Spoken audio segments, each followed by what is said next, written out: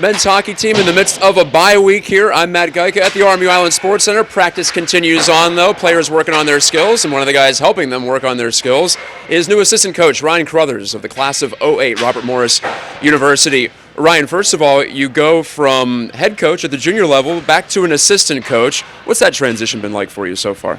It's been good so far. It's been easy. Derek's made it pretty easy to make that transition, and being a head coach for 5 years and then having a bunch of different assistant coaches, both good and bad, you learn from that and what you would want to be as an assistant. And Derek's done a great job of giving me tasks to do and showing me how to be a good assistant at this level. So far, so good.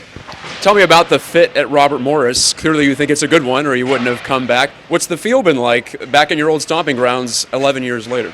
It's been great. A lot of changes have happened here since I left, as far as facilities and buildings on campus, and what the hockey program even gets now compared to when I played. And to come back and see that, and then be able to strengthen it and do what I can to help our athletes. I mean, it's always better when you work at your alma mater. And I had a ton of success here as a player, and to be able to come back and hopefully give guys even a better experience is a special feeling.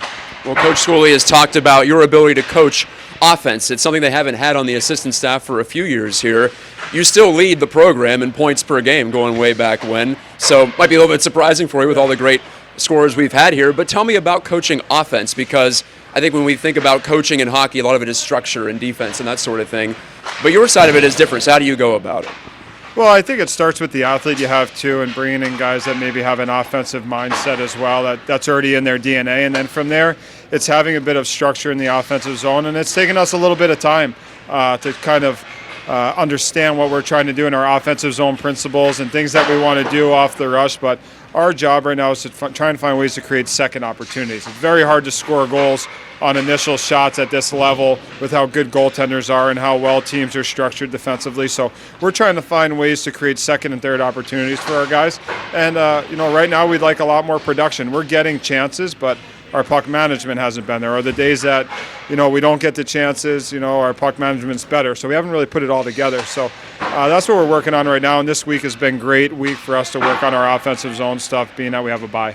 Well, right, I was going to talk to you about that. In juniors, definitely not in pros, you don't have bye weeks like this. So do you treasure that as a coach? Is this a good level to coach at because of these opportunities here?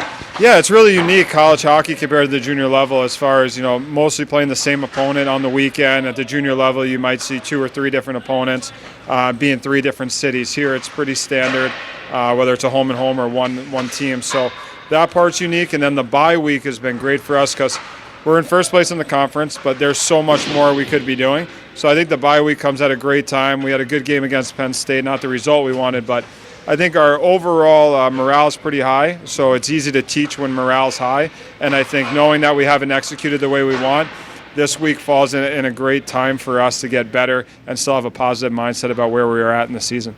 Oh, and lastly, you're one of several alumni of both sides of the hockey program, if you will, men and women, now back coaching yourself. Your old classmate, Logan Biddle, has been an associate head coach here for the women's team for a while. Brian McLaughlin-Biddle is now a volunteer goaltending coach. Jen Kindred on the women's side. So what do you make of that? Does that speak highly of the program because people want to come back after they've left for a while?